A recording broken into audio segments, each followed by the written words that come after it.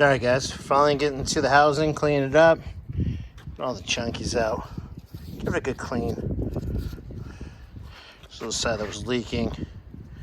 So yeah, hopefully the next little clip will have this thing pretty clean.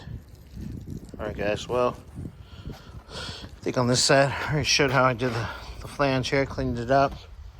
I'm gonna do the same thing on this side. Get it all nice and clean.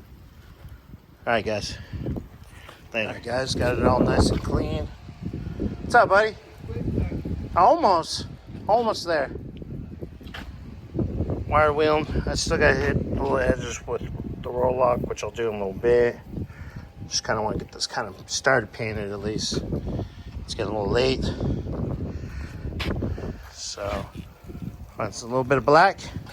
Get this cleaned up. Alright guys. Get you another update here in a few. Alright guys, got the first coat on this side. Use the torch to pull out the oil. I'm gonna give it one really good coat. Let it dry probably about 15-20 minutes. And then flip it around and do another coat. Alright, later.